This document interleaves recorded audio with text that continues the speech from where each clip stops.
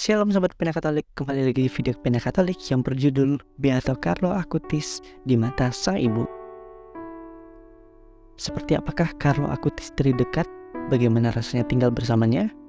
Ibunya, Antonia Salzano, memberitahu kita, Anda bisa merasakan kehadiran Kristus di dekat Carlo, kata sang ibu.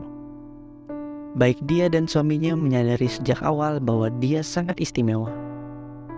Ketika dia masih sangat kecil, saya sering bercanda memanggilnya Buddha kecil karena saya biasa mengatakan dia tercerahkan. Dia selalu sangat murah hati, sangat baik, sopan, dan patuh. Dia juga memiliki iman yang dalam. Carlo pergi ke misa setiap hari, pergi ke adorasi Ekaristi, dan berdoa rosario setiap hari. Selain itu, tentu saja seperti semua anak laki-laki seusianya, dia pergi ke sekolah, mengerjakan pekerjaan rumahnya, dan bermain sepak bola. Tetapi kehidupan biasa ini menjadi luar biasa karena semua yang dia lakukan di dalam Yesus, untuk Yesus. Dalam segala hal yang dia lakukan, dia bertanya pada dirinya sendiri, apakah ini akan menyenangkan Yesus? Apakah saya melakukannya untuk Yesus? Carlo sadar bahwa Tuhan selalu di sisi kita dan siapapun yang berada di dekat Carlo merasakan Yesus. Antonia juga kembali ke imannya berkat teladan putranya dan pertanyaan-pertanyaannya yang memalukan.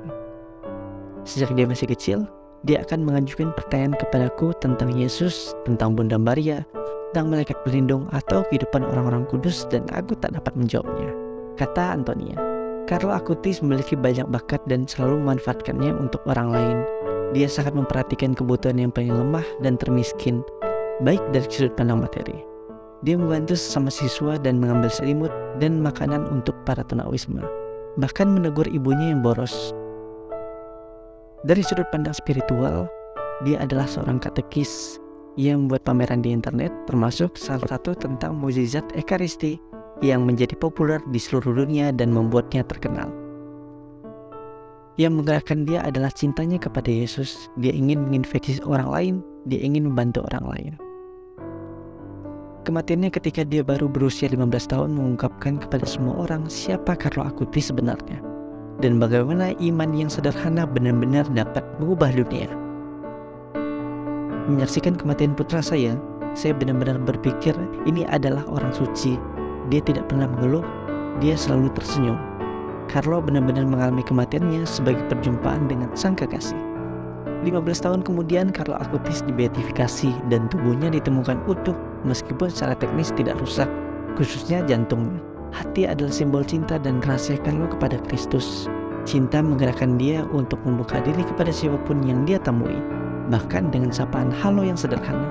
Pada pemakaman Carlo Acutis, gereja begitu penuh sehingga banyak yang harus tetap berada di luar.